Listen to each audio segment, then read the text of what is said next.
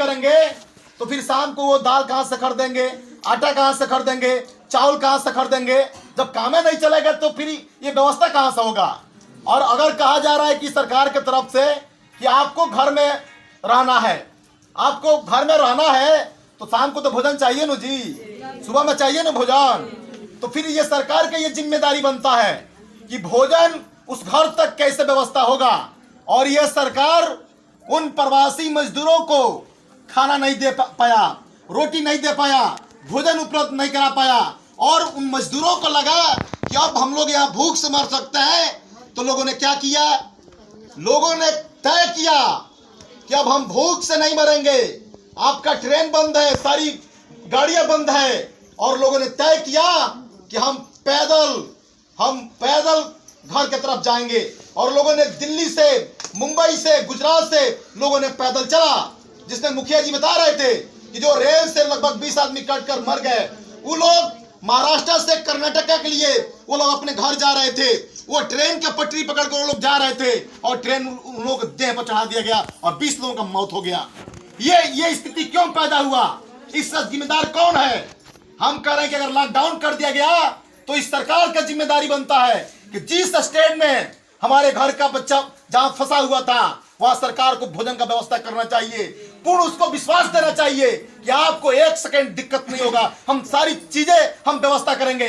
लेकिन ये सरकार व्यवस्था नहीं किया और बहुत सारा हम लोग रिपोर्ट मिला कि लोग अपने घर से अपने बच्चे के पास कर्ज लेकर उसके अकाउंट में पैसा लोगों ने भेजा घर आने के लिए, उसको खाने के लिए। ये कैसी सरकार है, ये सरकार क्या कर रही है।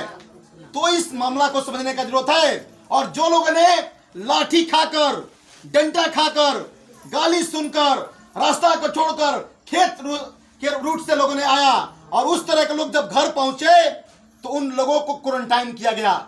जिन लोगों को क्वारंटाइन किया गया, देखिए ये सरकार का क्या नजरिया है।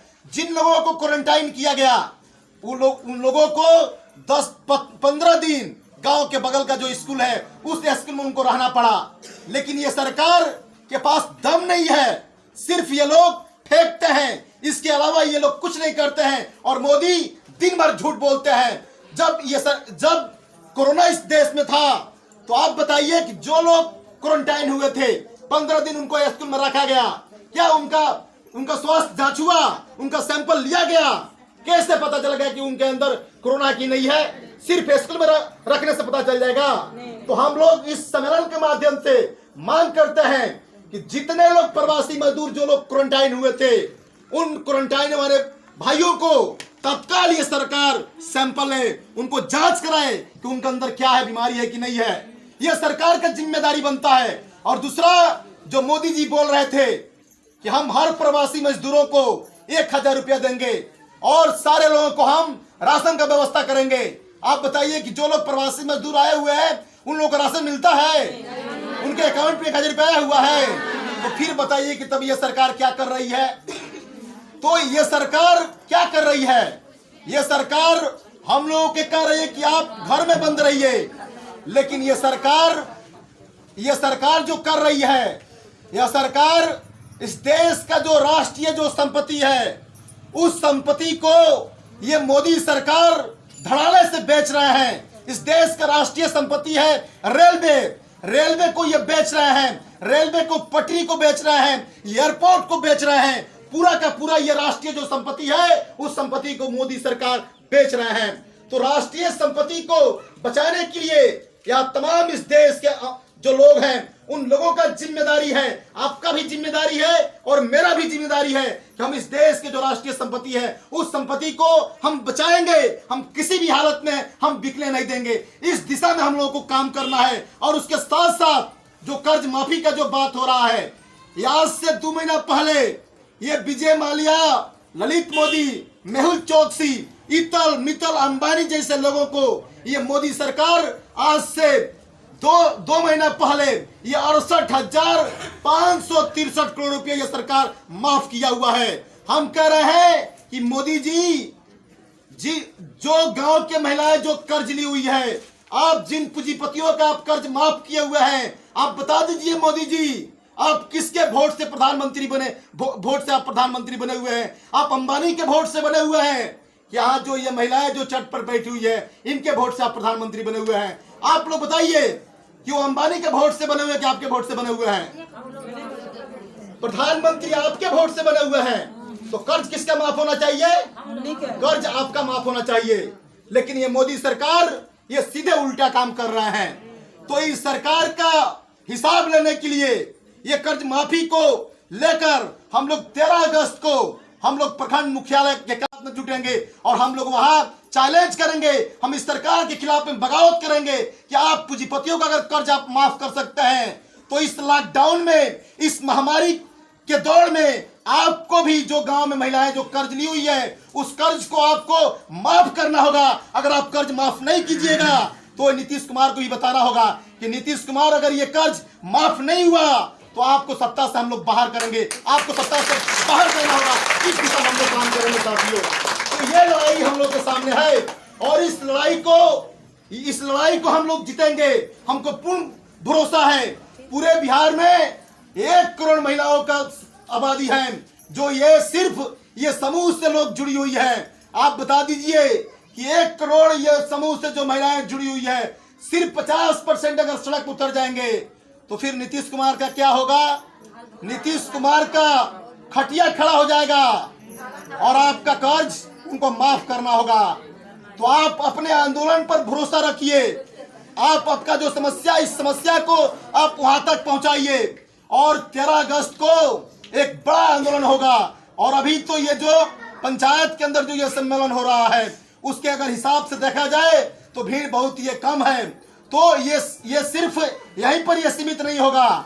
जब हम लोग यहाँ से जाएंगे तो गांव में भी मीटिंग किया जाएगा और भी जो लोग छुट्टी हुई है, जो समूह से जो महिलाएं जो कर्ज ली हुई है उनको भी बताया जाएगा। और जो प्रवासी जो मजदूर हैं, जो सरकार बोल रहा था कि हम राशन देंगे, तो ये भी बात उसको कह देना है कि भाई साहब, आप जो ये प्रवासी मजदूर जो क्वारंटाइन जो लोग हुए थे, आप जिनको ये सरकार बोल रही थी राशन देने के लिए, तो आप उन लोगों का लिस्ट आप सार्वजनिक कीजिए। हम लोगों के जिम्मे आप लिस्ट दीजिए और कौन डीलर के पास कहाँ राशन है, वो हम लोग के पास ताकत है कि जन आंदोलन के दम पर हम उस आंदोलन को हम उस डीलर को घेर कर उस राशन को हम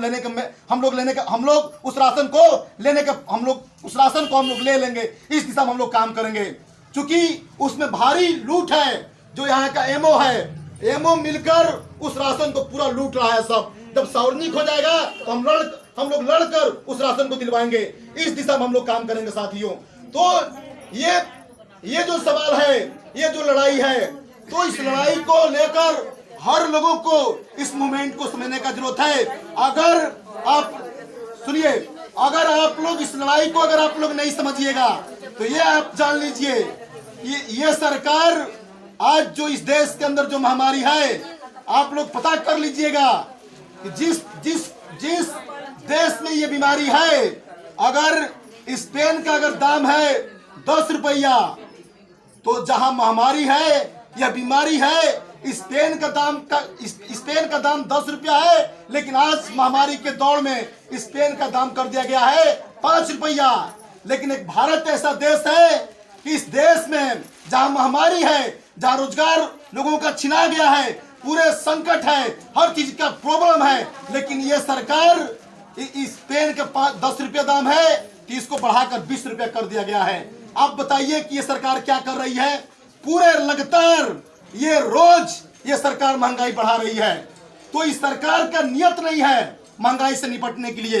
ये आप लोग साफ साफ बात जान जाइए। और दूसरा मामला है कि सिर्फ लॉकडाउन करने से इस देश का ये जो कोरोना जो बीमारी है, इस पर कंट्रोल आप नहीं पा पाइएगा। अभी बिहार के जो अंदर जो स्वास्थ्य मंत्री है मंगल पांडे, आज से 4 दिन पहले वो स्वास्थ्य मंत्री बोला हुआ था कि अब हमारे पास कोई व्यवस्था नहीं है, हमारे पास जो हॉस्पिटल है वो हॉस्पिटल पूरा फुल हो चुका है, अब हम कहाँ लोगों को रखेंगे। ये जो बयान दिया वो इनकार किया कि अब हमारे मान का नहीं है। इससे काम चलने वाला नहीं है।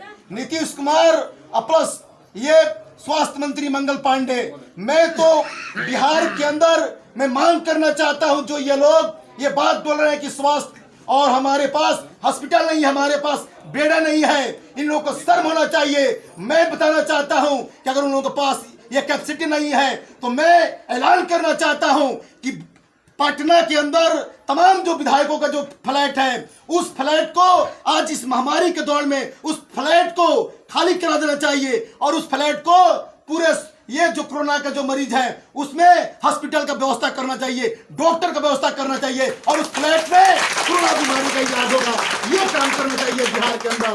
लेकिन ये लोग इस दिशा में काम नहीं कर रहे हैं।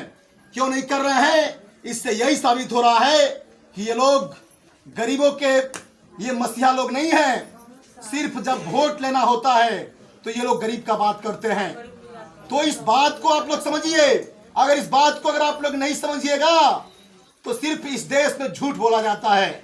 मोदी जी को जब प्रधानमंत्री बनना था तो बहुत बड़ा बड़ा वादा किए हुए थे। बोले थे कि 1 साल में 2 करोड़ नौजवानों को रोजगार देंगे, इस देश से महंगाई खत्म हो जाएगा, भ्रष्टाचार खत्म हो जाएगा। लेकिन क्या हुआ? और ये जो जनधन योजना के तहत जो खाता खुलवाए हुए थे, क्यों खाता खुलवाए हुए थे? खाता खुलवाने का रीजन यही था कि उनके अकाउंट में हम 15 लाख रुपया डालेंगे। वो कौन सा पैसा है कि जिन लोगों के पास काला धन है उस पैसा को हम जब्त करेंगे और हर हिंदुस्तानियों के अकाउंट में हम 15 लाख रुपया जमा करेंगे। तो नोटबंदी तो हुआ। जब इस देश में नोटबंदी हुआ तो नोटबंदी क्यों किया गया? जब इस देश में नोटबंदी हुआ तो सबसे पहले ये भारतीय कम्युनिस्ट पार्टी जो है भाकपा माले, हम लोगों ने नोटबंदी का विरोध किया। जब हम लोगों ने विरोध किया